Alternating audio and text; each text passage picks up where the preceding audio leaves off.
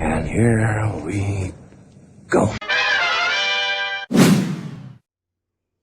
What is up, everybody? My name is Mike from the Super Wheeler Bros, and today is the day that we finally get to see a teaser trailer for Thor Ragnarok. Now, I haven't watched the trailer just yet. I was waiting to save it for the reaction here. So I'm going to go ahead and I'm going to hit play on this thing. We're going to take a look at it, and then we're going to break it down just a little bit, tell you what I liked about it, and if I have any dislikes, what I didn't like about it. But we're going to see just how good the final movie Marvel's releasing this year is going to be. And this is a big, big, big movie going into Avengers Infinity Wars. So we're going to see how this plays out. This is a huge storyline in the comics, and they're blending some stuff from other storylines in Marvel's universe. So we're going to see what we got here. So let's go ahead and got the headphones in here. Let's go ahead and hit play.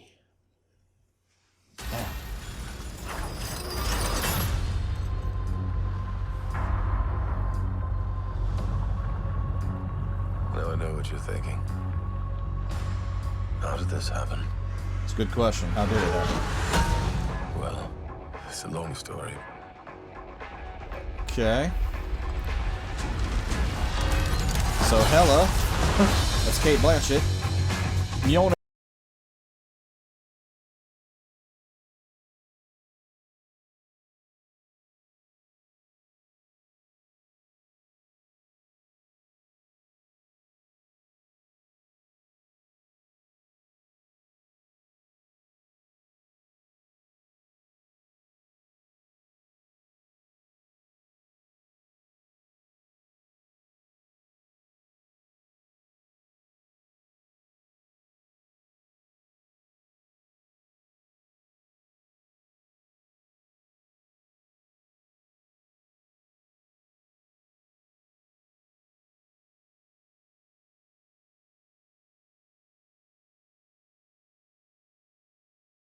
See, I just think he looks more badass like that. I don't know about you guys, but...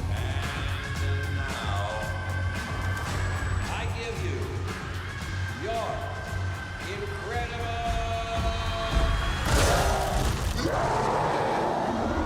Holy shit. We know each other.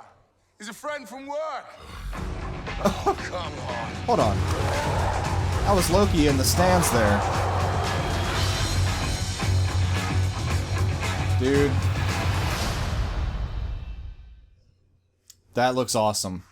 Holy shit. Wow. That looks awesome. You know, I'm thinking this... If this is done right, it can definitely be the best Thor. Wow. Okay, so let's talk about some things. The Thor Ragnarok movie is got about 3 big major Marvel storylines kind of weaving itself through each other. Obviously, we have the Thor Ragnarok, which is basically where Thor learns that the end of the world is coming, and he's trying to fight back. And of course, you know, Hela plays a big part in that.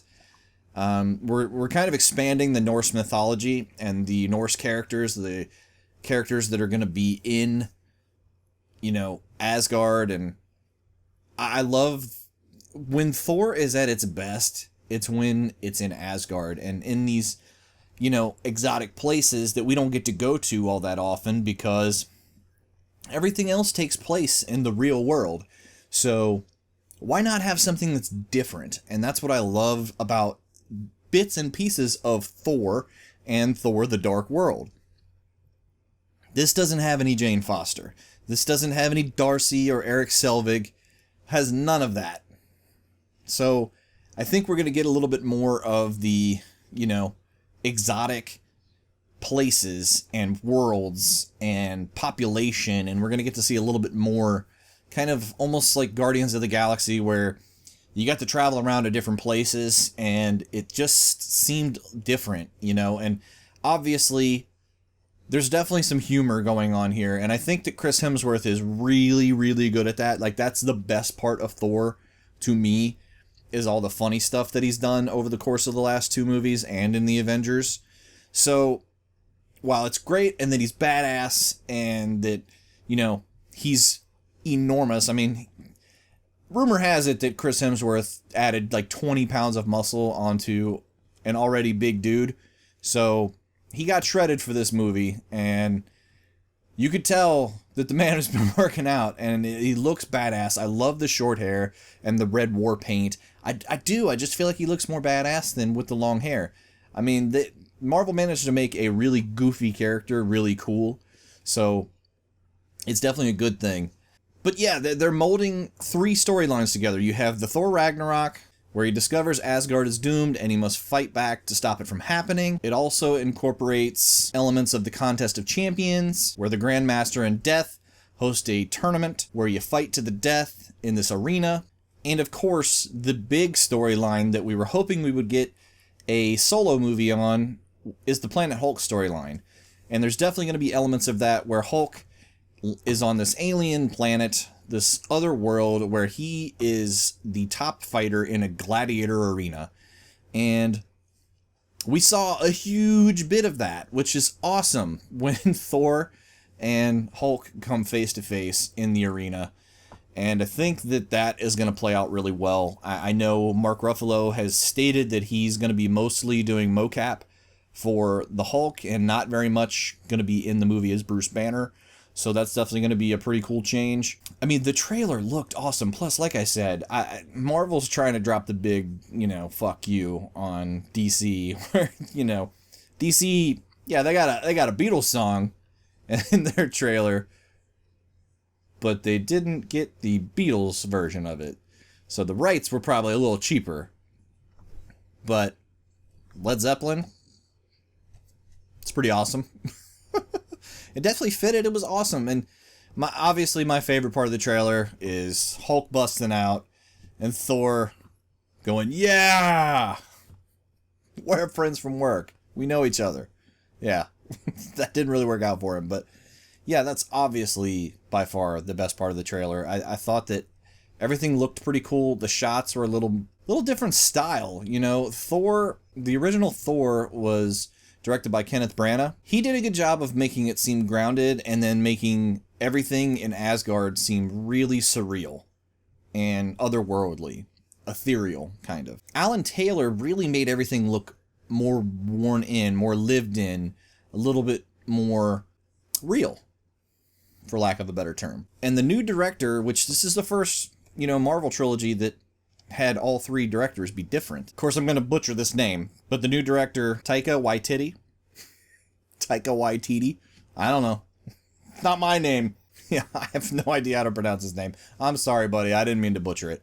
But he's a New Zealand-born director, and his style is definitely a little bit more kind of polished and a little bit more... It's almost got just a glossy feel to it. So a little bit more slow motion. I know Thor's definitely had some slow-mo, obviously, but this one looks a little bit more just glossy. I would say a really glossy feel to it. So, but hey, I think the movie looks fantastic. It's got all these different colors, and I love the color palette.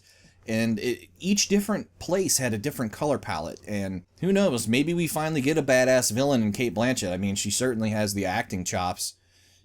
So we'll see how that plays out. Hela looks awesome. Tessa Thompson playing Valkyrie looks good. We didn't really get a shot of Karl Urban playing Scourge. Very small shot of Idris Elba as Heimdall, who looked way different. And, we got Jeff Goldblum. I don't remember seeing Sam Neill in there. Definitely didn't get a picture of Doctor Strange, who is also supposed to be in this movie. So we'll see how that plays out. Anyway, I am super, super excited for this movie, and this trailer did nothing but confirm my excitement and only made me more excited. Definitely was awesome. Again, I don't like comparing it to trailers, but I definitely liked this one better than the Spider-Man Homecoming trailer. And I'm not going to compare it to DC because I love both. I can compare it to Marvel, makes sense, but I'm not going to compare it to DC. I love both. everybody knows I'm a huge Superman, Batman fan, and we got the old Marvel characters right here. So, anyways, tell me what you guys think of the Thor Ragnarok teaser trailer in the comments below. For me, it's take my money, take it all right now. You know, as Kevin Smith would say, take my kids' money. I don't have any kids, but if I did, you could take my kids' money. Yeah, it looks awesome. So tell me what you guys think in the comments below. If you enjoyed this reaction and this review, definitely hit that like button. And if you want to see more and all of our other segments on the channel, hit that subscribe button. My name is Mike from the Super Wheeler Bros, and as always, my friends, have yourselves a super week.